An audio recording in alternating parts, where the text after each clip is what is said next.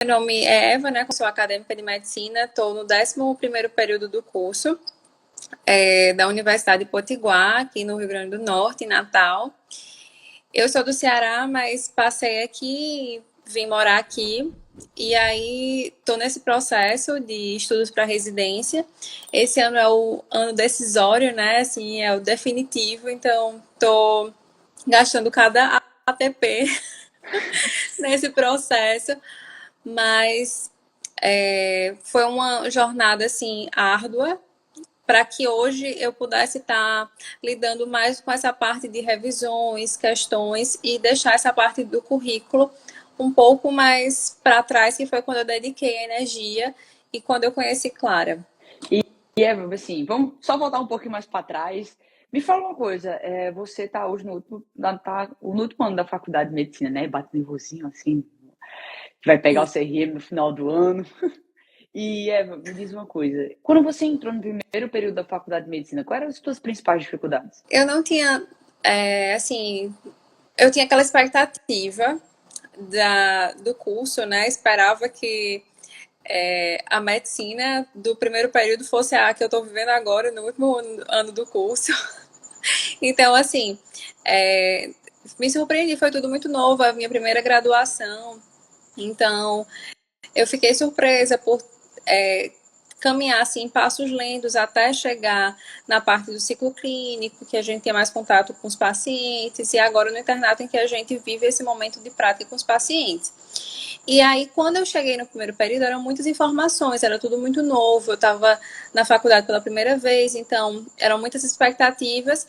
E aí, eu já me deparei com algumas oportunidades, como congressos, ser líder de turma. Então, assim, como eu vivia nesse meio em que as pessoas eram assim, muito empenhadas e estavam sempre pensando em atividades que poderiam aumentar a pontuação no currículo, né, mais lá para frente. Então, meio que eu tinha essa preocupação, mas era muito induzida pelo que as outras pessoas faziam, pensando estar certas sobre a pontuação do currículo. Então, assim, a princípio eu cometi muitas gafes, assim, né? Dedicava muita energia a coisas que hoje não, eu percebo que não valia tanto, assim, sabe? Uhum. Já fui logo sendo líder de turma, durante vários anos consecutivos, entrando em ligas, publicando artigos em anais de congresso, que hoje eu vejo que não tinha tanta. Isso mesmo, a reação. Que eu vejo que hoje não precisava ter gasto tanta energia, sabe? Uhum. Então, foi bem isso, essa sensação, assim, muita coisa nova, e o que eu ouvi, assim, meio que de orelhada, que poderia ajudar, eu já ia fazendo antes de ter aquela preocupação de, vou fazer em tais instituições, será se realmente isso vale o que eles estão falando? Sabe, foi muito assim pelo que eu estava Pelo ouvindo. ouvir. E em qual foi o exato momento que você disse assim, não, eu preciso começar a investir no meu currículo de verdade? Em qual momento foi esse? O que fez que te chamou a atenção? Eu lembro que eu passei a ter contato com pessoas de outras faculdades, Uhum. e aí eu percebi que eles tinham outras preocupações, como iniciação científica, publicação em revistas que eram indexadas.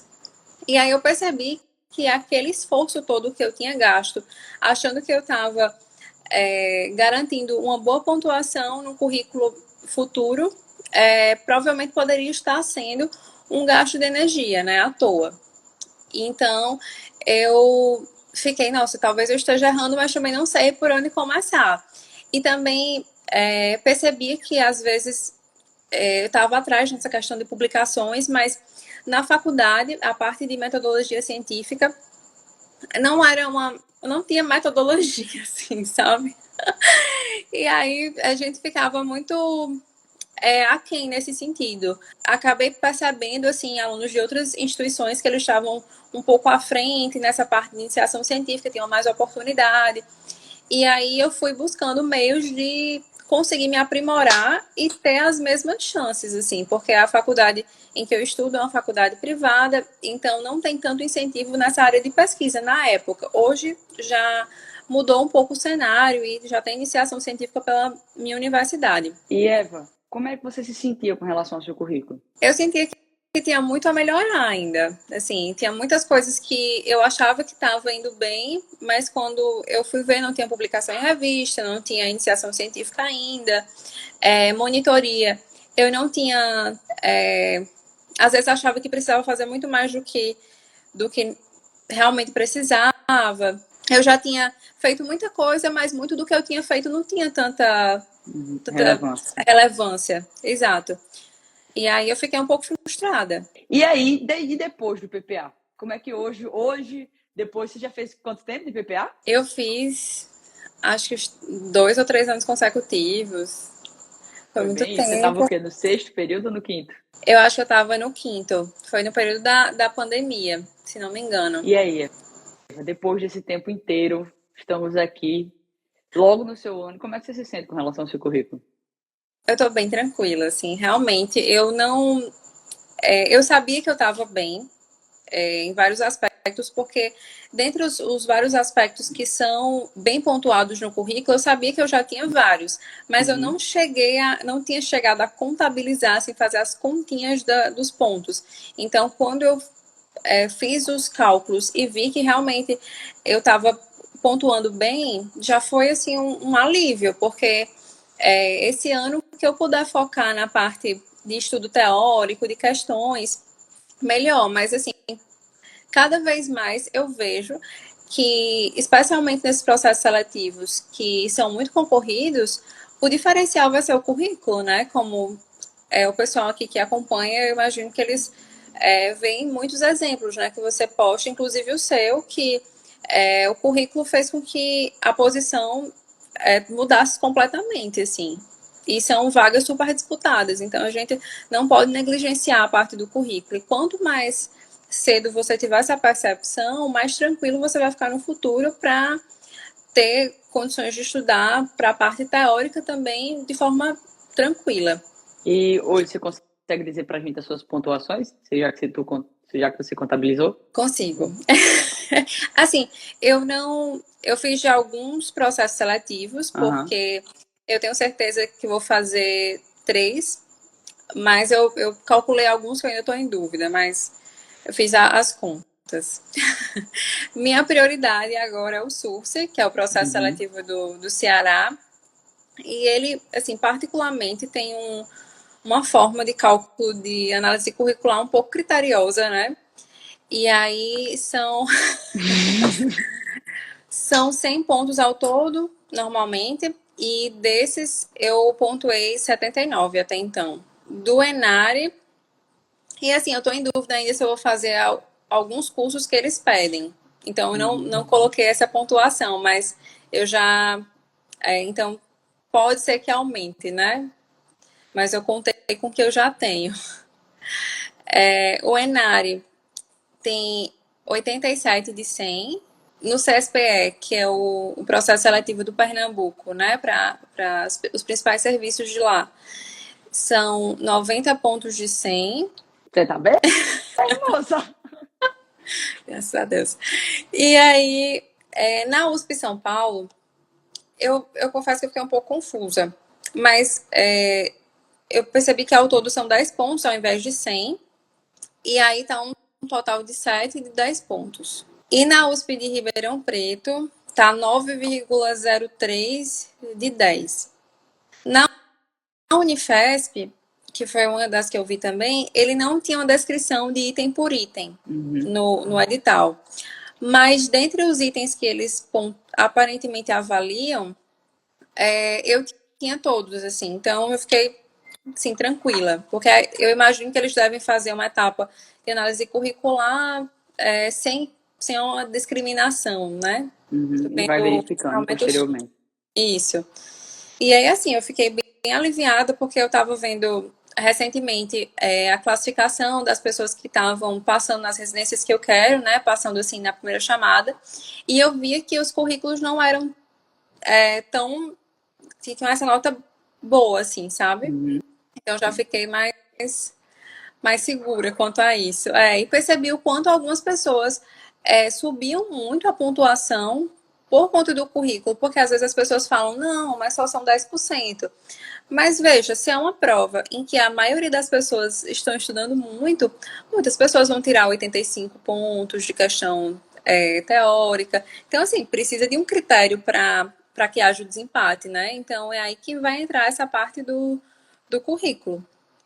E quanto você passou? Porque assim, tem muita gente que diz assim, eu não vou investir no meu currículo agora no primeiro período porque eu não tenho tempo.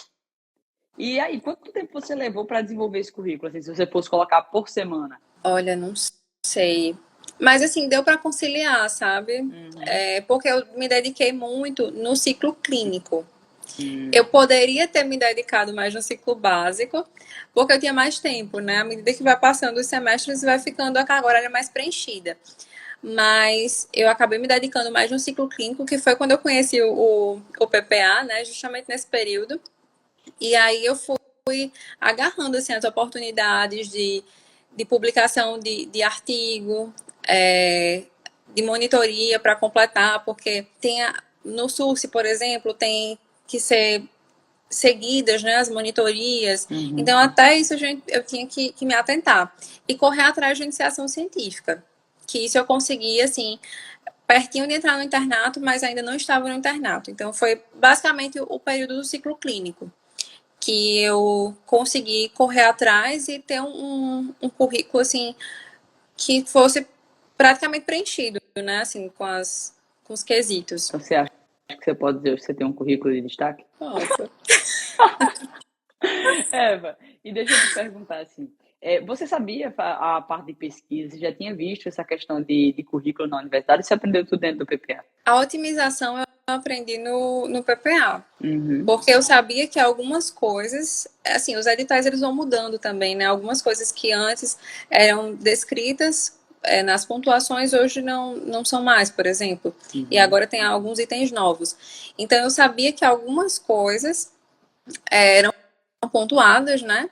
Mas eu não sabia qual era a pontuação que era atribuída. Então, assim, no PPA eu consegui ter uma noção que me fez otimizar realmente. Artigos, se você tem o trabalho de fazer uma pesquisa, não publique no congresso, publique numa revista, porque isso vai lhe render mais pontos.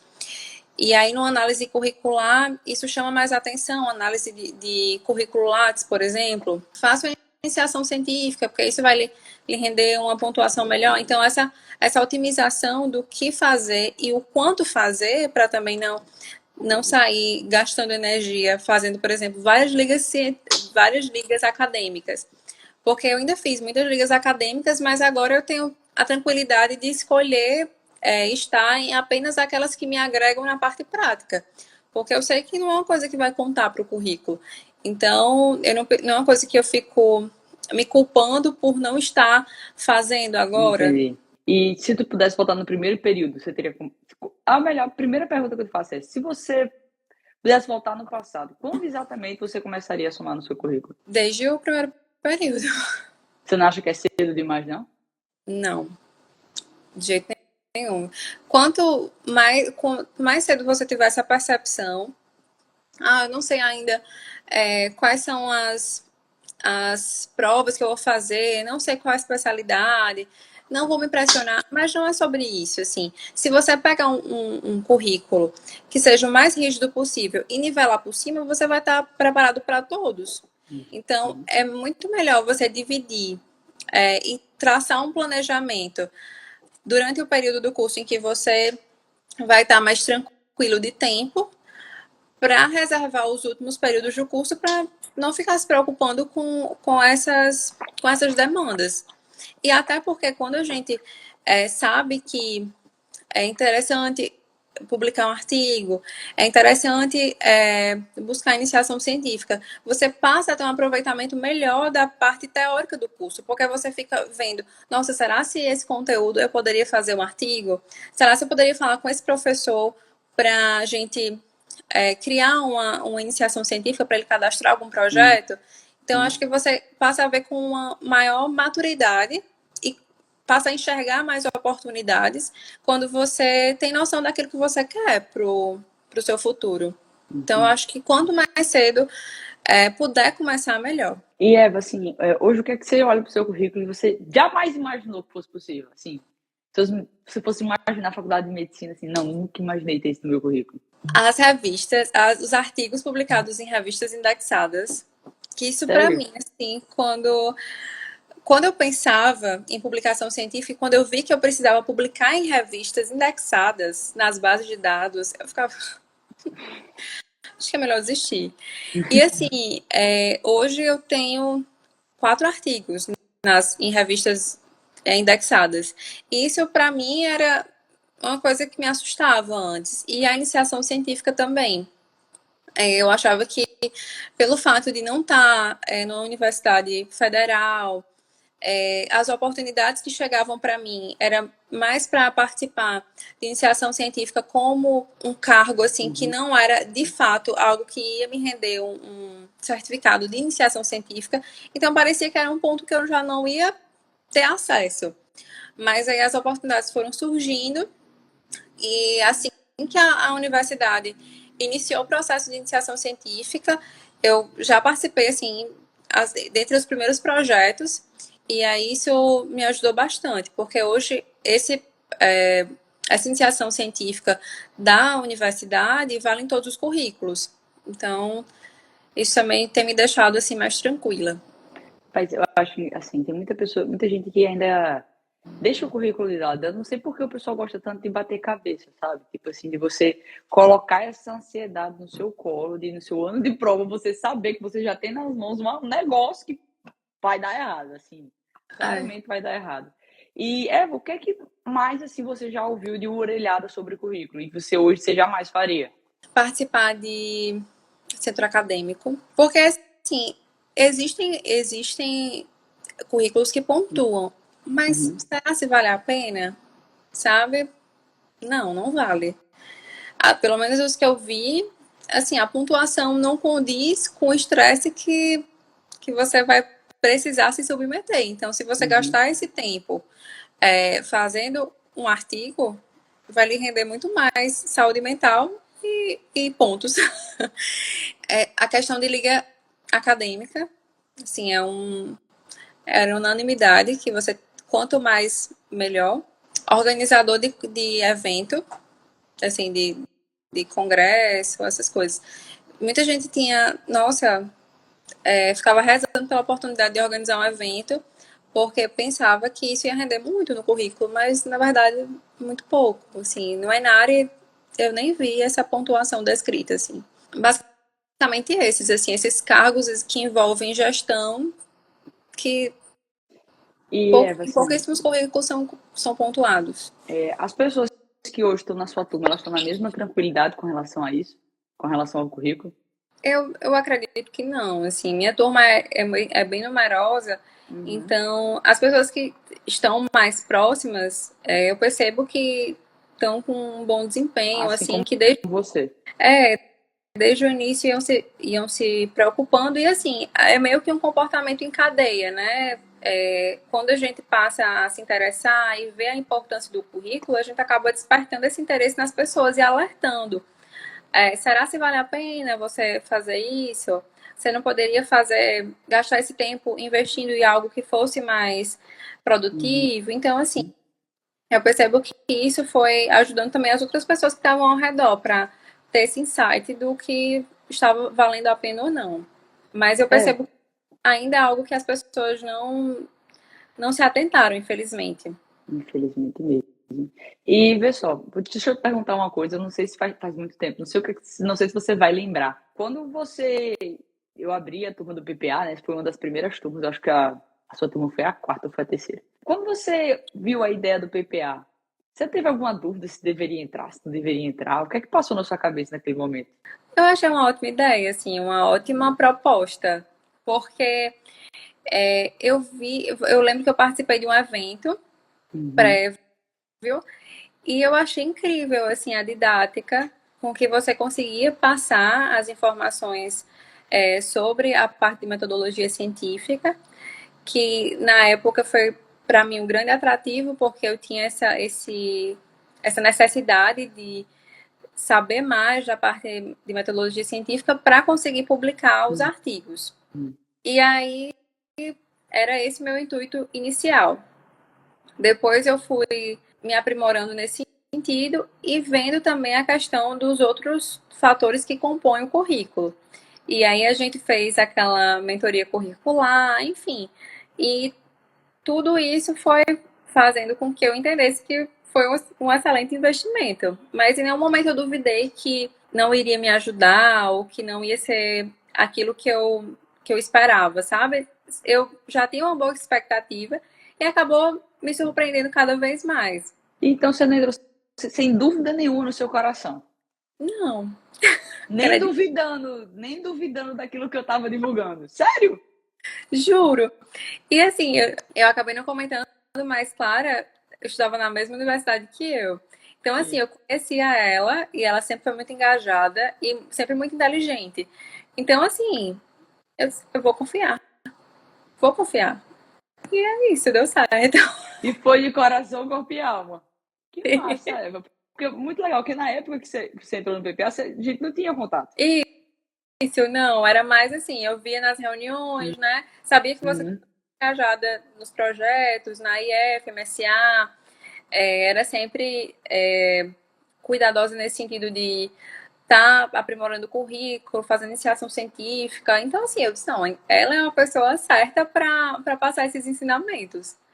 Que coisa legal. Porque vale sempre a pena perguntar, mas toda vez que eu pergunto, o pessoal sempre, te conheci pela internet, fiquei na dúvida, com a pulguinha ali atrás da orelha, e tá tudo bem o pessoal ficar com a pulga atrás da orelha, né? Eu acho que infelizmente tem algumas pessoas que fazem um trabalho ruim na internet e a gente paga o pato. É verdade. Mas tá tudo bem, quem me acompanha aqui já sabe a verdade. E Eva, assim, já aproveitando que tu falou do PPA, sabia que eu tava sempre na frente do pessoal, o que é que você viu que dentro do PPA mais te ajudou a ter o resultado que você teve hoje no currículo? A você conseguir a ter 90 de 10 ali na CSPE, a ter 9,5 em São Paulo, 9,5 de 10 em São Paulo. E o que é que você acha que dentro do PPA mais contribuiu para você ter esse resultado? Essa questão de ser um local em que estava todo mundo empenhado em buscar melhorias, né, para o currículo, e especialmente a parte teórica aliada com a prática, porque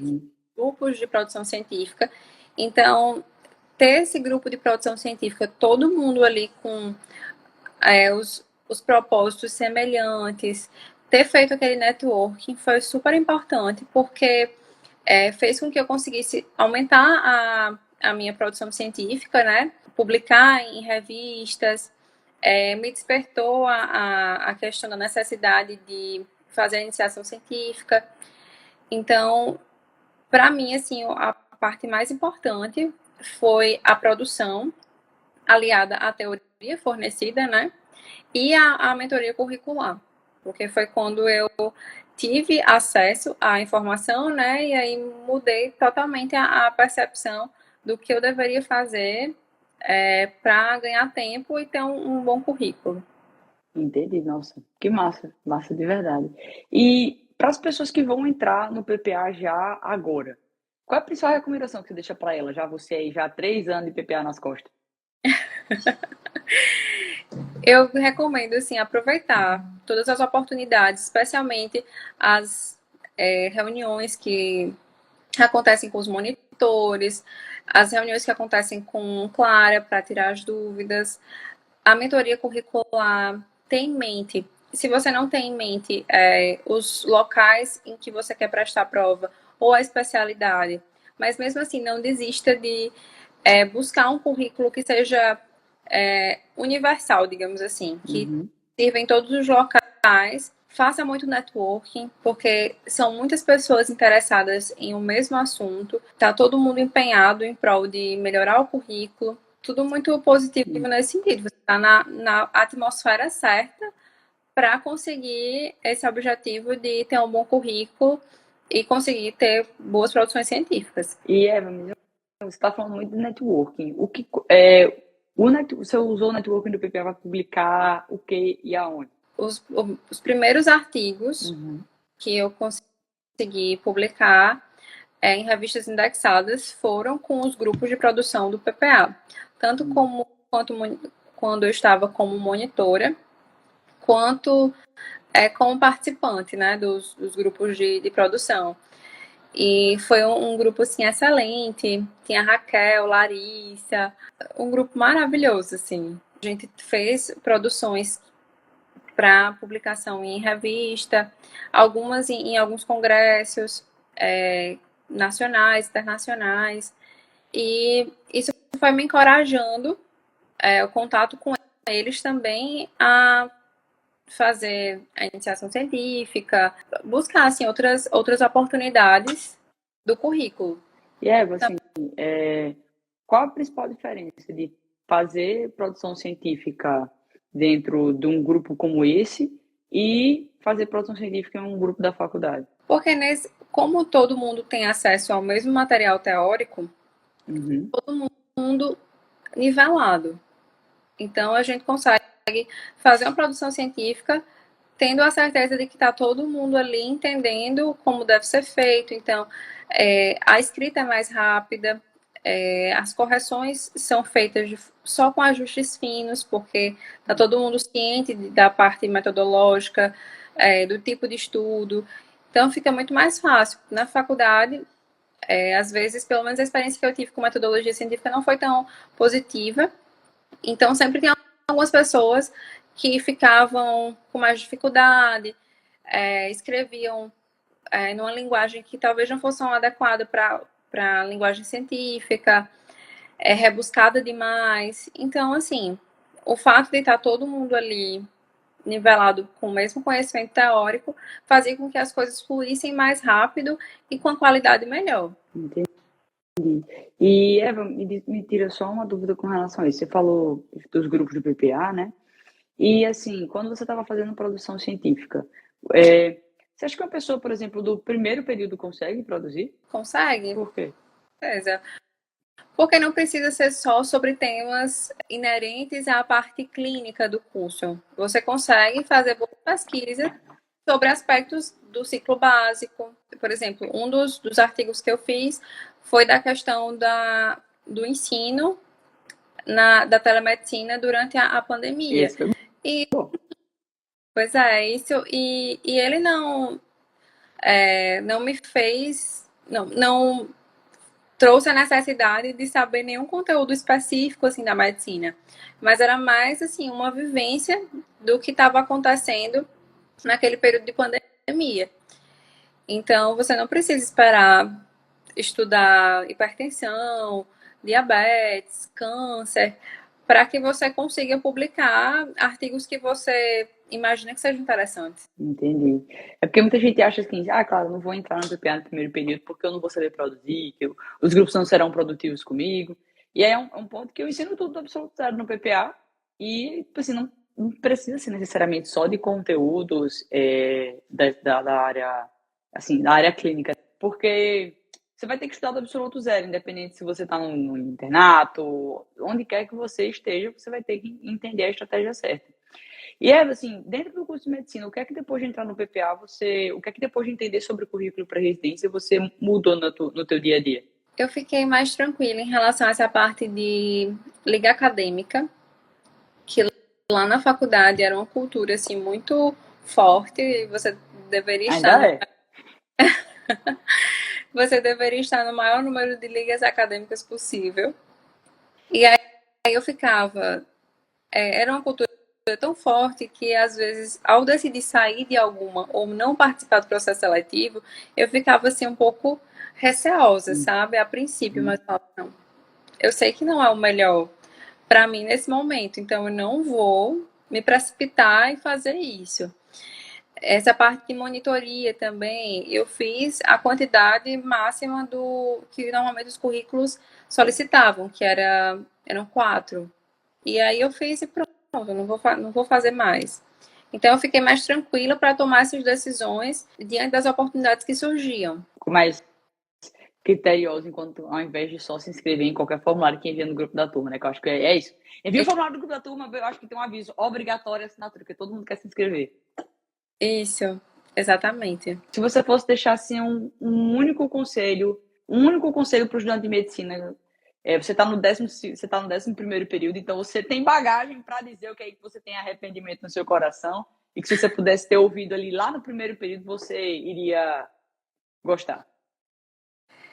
Eu falaria para ter calma, porque as coisas vão acontecendo no tempo em que elas devem acontecer na faculdade, mas que ao mesmo tempo não se acomode. Pense em traçar os seus objetivos e identificar quais são os meios que vão levar a esse objetivo. E a partir daí, tendo noção de que você vai ter tempo para fazer com calma, você vai aos poucos traçando essas metas para chegar no seu objetivo. E um desses objetivos, eu imagino, seja passar na residência, espero. E tendo esse objetivo em comum, é interessante que desde o início você se preocupe em ir preparando essa bagagem para conseguir ter êxito, né? E com tranquilidade no futuro. Perfeito, perfeito. Sim. Mas, Eva, um cheiro lá no seu coração e conte comigo, viu? Igualmente. Beijo. Beijo. Inscreva no PA. Beijo, tchau. Tchau.